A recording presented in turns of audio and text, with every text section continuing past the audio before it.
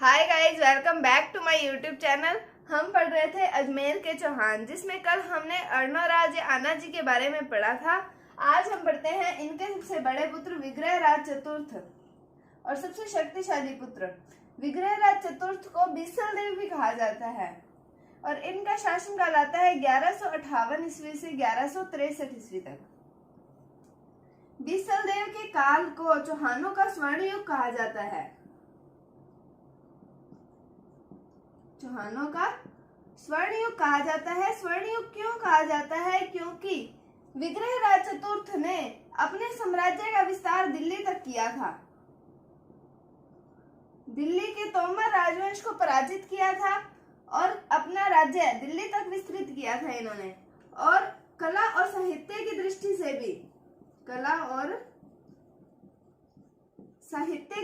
से भी इनके काल को स्वर्ण युग कहा जाता है। अब आता है कि गजनी का शासक था खुसरू शाह।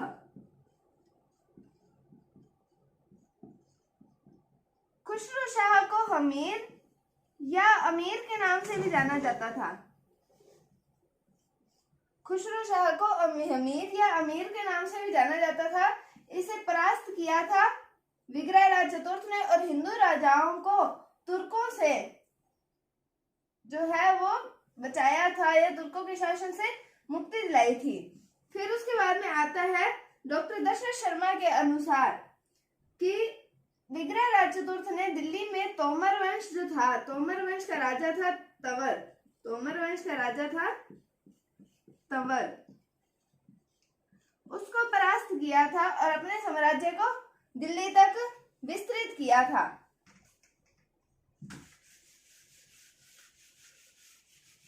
दिल्ली तक इन्होंने विस्तृत किया। उसके बाद में कल हमने ये पढ़ा था कि अर्णोराज और कुमारपाल का युद्ध हुआ था, तो जिसमें अर्णोराज पराजित हो गया था।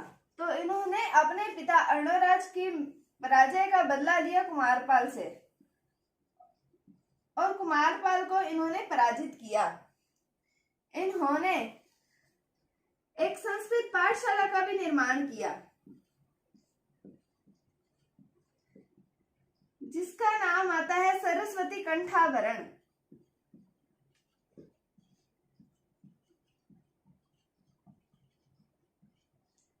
सरस्वती कंठाभरण इसका नाम आता है और इस संस्कृत पाठशाला को गुलाम शासक कुतुबुद्दीन ऐबक ने तुड़वा दिया था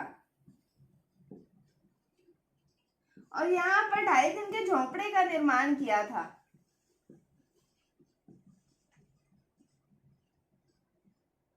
इसने तुड़वा दिया था और 2.5 दिन के झोंपड़े का भी निर्माण किया था। इस 2.5 दिन के झोंपड़े को 16 खंभों का महल भी कहा जाता है।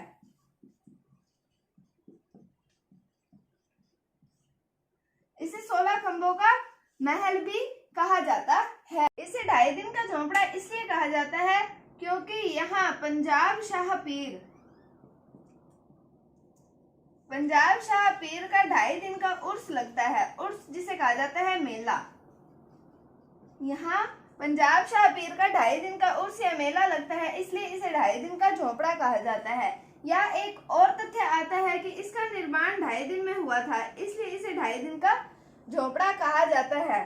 फिर आता है कि इन्होंने एक नाटक लिखा था संस्कृत भाषा में। विग्रहराज चतुर्थ ने संस्कृत भाषा में एक नाटक लिखा था जिसका नाम आता है हरिकेली नाटक। इन्होंने संस्कृत भाषा में एक हरिकेली नाटक लिखा था। इनको जयानक भट्ट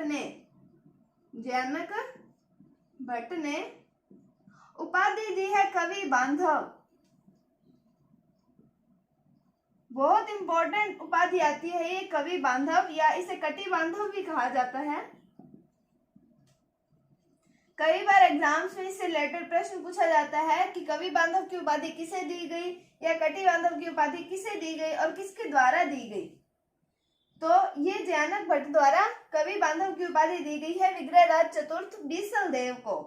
और ये कवि बांधव इसलिए कहा जाता है क्योंकि ये कवियों और विद्वानों का आश्रयदाता था। कवियों और विद्वानों का आश्रयदाता था।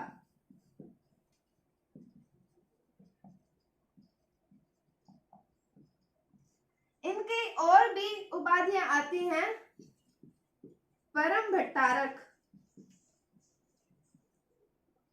परम भट्टारक, परमेश्वर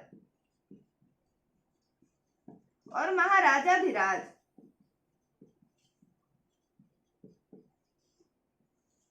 ये इनकी उपाधियां आती हैं।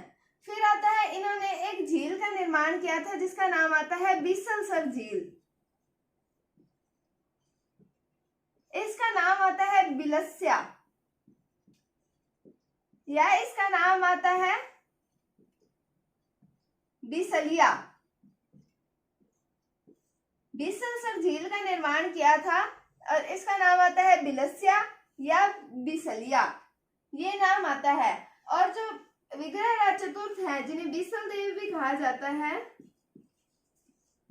ये दिल्ली पर अधिकार करने वाले पहले शासक थे जिन्होंने दिल्ली पर अधिकार किया था।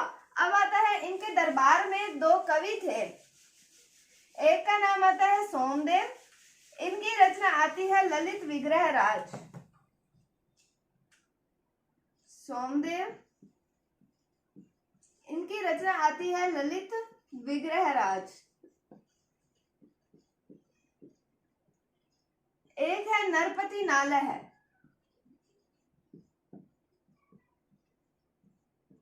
इनकी रचना आती है बीसलदेव रासो।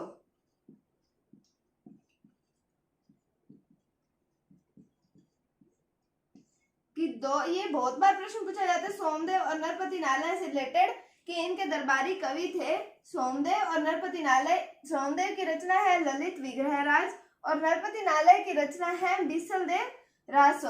तो ये था विग्रहराज चतुर्थ के बारे में। कल हम पढ़ेंगे पृथ्वीराज चौहान थर्ड के बारे में, जो इसका सबसे प्रतापी शासक कहा जाता है। तब तक के लिए अगर आपको वीडियो थोड़ी सी भी अच्छी लगी है तो इसे लाइक कीजिए, शेयर कीजिए, और अगर आप हमारे चैनल पर नए हैं तो इसे सब्सक्राइब जरूर करिए। अगर आपको कोई भी डाउट है तो आप कमेंट सेक्शन में पूछ सकते हैं। Thank you, thanks for watching, bye bye.